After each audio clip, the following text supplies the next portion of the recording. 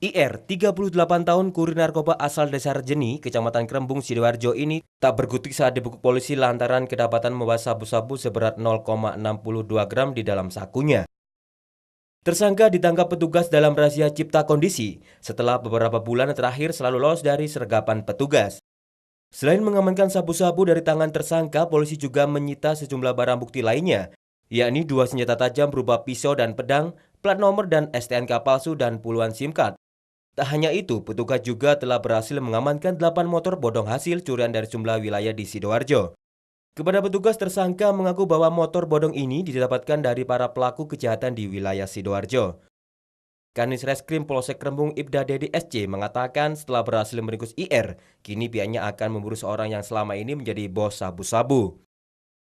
Untuk mempertanggungjawabkan perbuatannya, tersangka dijerat pasal 112 ayat 1 Undang-Undang RI nomor 35 tahun 2009 tentang narkotika dan pasal 480 KUHP karena terlibat sebagai penada motor hasil curian. Pada jam 3 dini hari, 3 lebih, saya bersama tim Buser Polsek Krembung menangkap tepatnya di Desa Rejeni di Gardu Poskar. Tangkap berbeda, kedapatan sabu-sabu seberat 0,62 gram dalam bungkus rokok ini. Terus selanjutnya dan Setelah itu saya lakukan pengembangan, penggeledahan ke rumahnya. Ternyata di dalamnya, di kamarnya terdapat ini semua STN nggak bertuan ini. Ini semua nggak ada STN-nya. Sini tuh sering, biasanya orang ngarit-ngarit itu, menyabet rumput itu sering hilang motor-motor itu. Nah itu, ini sementara masih saya proses untuk narkobanya, untuk ini yang kedua kalinya. Akibat perbuatannya, tersangka terancam kurungan penjara lebih dari 12 tahun. Pemirsa, terima kasih Anda masih bersama kami di Lobi Belajar Lebih Memahami, dan kita masih membahas tema waspada teror begal motor dan masih bersama Kapolres Sidoarjo. Ini ada beberapa barang bukti yang berhasil diamankan. Bisa dijelaskan sedikit, Pak? Ini salah satu barang bukti yang kita ambil dari tersangka, yang kita temukan. Bahwa ini alat yang dipakai untuk menusuk almarhum saudara Fatoni di TKP Taman. Ya. Kemudian barang bukti yang lain ada celurit yang dipakai untuk membacok para pelaku. Kemudian juga ada gobang. Nih, jadi kita lihat semua dipakai untuk melakukan aksinya dengan kejam. Jadi memang mereka selalu mengancam dengan senjata tajam, Betul, ya Pak, ya? betul.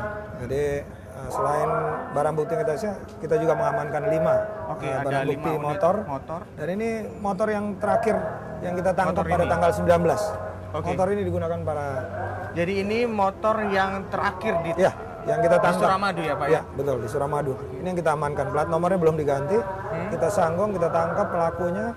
Kemudian di sini juga ada pemilik, saudara Ari, pemilik dari motor yang diambil oleh para pelaku. Dan sempat dilukai. Boleh silakan. Mari sini. Mas, saya mau tanya-tanya sedikit ini. Ini motor Mas Arif ya? Iya. Saat itu kejadiannya tanggal 19 Februari. Oke. Dari situ kejadiannya jam berapa waktu itu, Mas? Kurang lebih 2:15. Pukul 2:15 dini hari ya? Di mana, Mas? Jalan Raya Taman. Jalan Raya Taman. Saat itu bisa diceritakan kondisi waktu Anda coba dirampas oleh para pelaku ini motornya. Seperti apa, Mas? Jadi saya saat berhenti mau kirim BBM ke teman saya, langsung singkat sekali langsung direbut. Posisi Anda berhenti, motor langsung direbut begitu? Iya. Sempat ada aksi dengan senjata tajam yang di... Mungkin bisa ditunjukkan lukanya. Sempat terkena juga? Iya. Oke. Jadi waktu itu menghindar, Mas ya? Iya. Menghindar Lukanya jadi. Jatuh ke dalam gang, saya lari. Saat itu ketika motor Anda berhasil dibawa kabur oleh pelaku, Anda langsung melapor ke polsek terdekat atau bagaimana? Ya, saya teriak-teriak, orang keluar, saya ada patroli, saya laporan dibawa ke Polsek Taman. Dan saat itu langsung kita lakukan pengejaran. Di situ kita lakukan pengejaran sampai di Suramadu itu. sampai di Suramadu. Jadi ini adalah barang bukti dari aksi terakhir ya Pak? Betul, Ya? betul. Bahwa ini menandakan bahwa polisi ada di setiap kejadian. Semakin cepat laporan kita terima, semakin cepat unit-unit bereaksi. Ini yang merupakan salah satu keberhasilan kenapa kita bisa cepat mengungkap. Bahwa kita lakukan pengejaran sampai ke wilayah lain. Tetapi kita pastikan bahwa hasilnya seperti sekarang kita bisa lihat. Dari 5 unit motor ini, apakah semuanya sudah ada warga yang melaporkan kepemilikan motor ini? Sudah. Cuma tadi kita juga mau mendatangkan mereka belum bisa hadir. Tapi nanti kita akan panggil pemiliknya karena ini masih dalam proses penyidikan. Sesegera mungkin kita akan kembalikan kepada mereka. Oke, Pak, dari kalau ini keberhasilan ini tidak lepas dari peran serta masyarakat juga ya dalam melaporkan setiap aksi-aksi. Kalau dari masyarakat sendiri ketika ada dalam tanda kutip kejadian yang serupa, ini paling cepat kalau untuk di wilayah Sidoarjo ini menghubungi berapa Pak, nomor berapa atau? Ya, ada nomor-nomor polisi 112 yang bisa cepat, walaupun bisa langsung kepada kepala desa atau lingkungan setempat. Kepala desa akan menghubungi kita cepat. Ini yang paling efektif. Ada di desa ada Babin Kamtipmas. Nah, apabila ada kejadian jauh dari kantor polisi, dengan pemerintahan daerah yang setempat yang paling cepat dengan kepala desa, lurah ataupun Pak RT, mereka punya semua nomor hubungan langsung dengan polisi. Bisa dilakukan laporan dulu ya ke perangkat desa terdekat, betul. kemudian biar nanti akan dilaporkan. Karena memang biasanya terjadi satu kejadian tindak pidana di lokasi-lokasi itu mereka ada Babin Kamtipmas, polisi yang ada di setiap desa. Ini bisa mempercepat laporan. Seperti yang terjadi dengan Mas Ari, ada unit-unit patroli. Apabila dihubungi masyarakat menghubungi unit patroli yang ada di nomor-nomor mobil patroli itu biasa sudah terhubung. Oke. Lalu untuk barang bukti sendiri ini ketika ada warga yang melapor miliknya ini prosesnya akan seperti apa Pak? Kita akan proses secepat mungkin karena ini pelayanan pada masyarakat. Apabila ini selesai, kita akan segera limpahkan. Kalau nanti koordinasi kami dengan pihak kejaksaan, motor ini bisa dipinjam pakaikan, kita pinjam pakaikan. Nanti pada saat persidangan dihadirkan, kita akan hadirkan. Nah, ini harus diketahui oleh para pemilik juga. Jadi kita akan mempercepat dan mempermudah proses karena ini memang merupakan hak daripada korban. Kembali. Mas Ari sendiri tahu kalau motornya pelaku berhasil ditangkap dari mana awalnya Mas?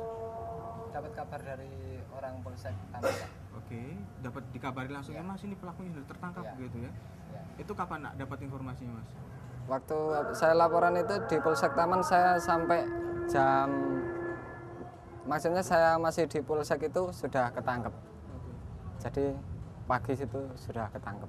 Dengan hasil kerja keras dari pihak kepolisian sendiri, saat ini ada yang mau disampaikan nggak kepada Untuk Polres Sidoarjo khususnya Polsek Taman yang menangani saya waktu itu saya sangat salut.